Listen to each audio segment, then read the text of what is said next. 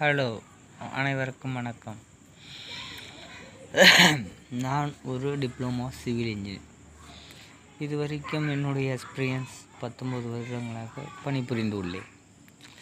கடைசியாக நான் வேலை பார்த்த ஒரு கம்பெனி நிறுவனம், அதனுடைய பேர் முகில் கன்ஸ்ட்ரக்ஷன், பாண்டியில் உள்ளது.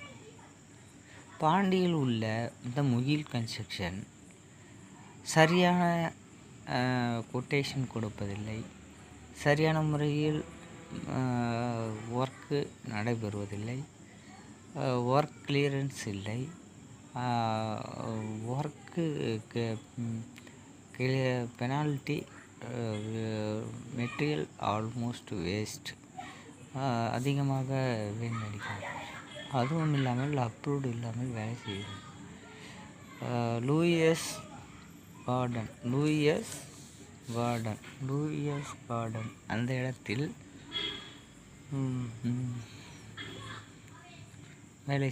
பணி செய்து புரிகின்றனர்.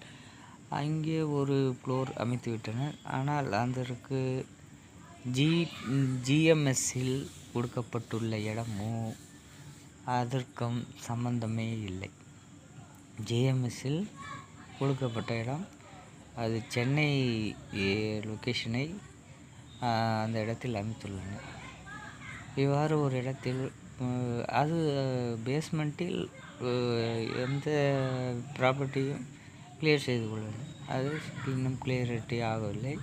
அது வாங்கினார்களா இல்லை வேறு ஒருவர் பிளாட்டா என்று தெரியவில்லை. அதனை வைத்து வேலையை முடித்துவிட்டு வேலை யார் அதை வாங்கினார்களோ இடத்துக்குரியவர்களுடைய ஷேர் மார்க்கெட்டிங் எல்லாம் ரத்தாகிவிடும். ஒரு ப்ராப்பர்ட்டி அமைத்து கொண்டு மூவரும் ஷேர் செய்து கொள்வார். அதாவது ஹவுஸ் ஓனர், இன்ஜினியர்.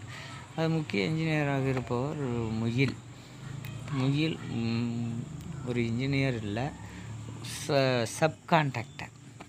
கான்ட்ராக்டர் கூட இல்லை, சப்கான்ட்ராக்டர். அவர்களுடைய தந்தை சுந்தரராஜன் ஒரு மேனேஜ்மெண்ட்டிங் பார்த்துக்கொள்வார். இவ்வாறு அவங்க ஒர்க்கை அமைத்து கொண்டு செல்கின்றனர்.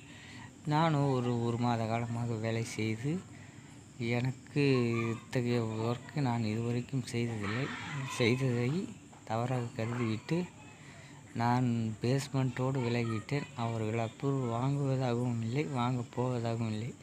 அது ஒரு ஷேர் மார்க்கெட்டிங் என்கிறார்கள். நமக்கு ஒன்றும் புரியவில்லை. அதே மாதிரி ஹாஸ்பிட்டல் பில்டிங் கிருஷ்ணாபுரம், அந்த ஹாஸ்பிட்டல் பில்டிங் காந்தி ரோடு,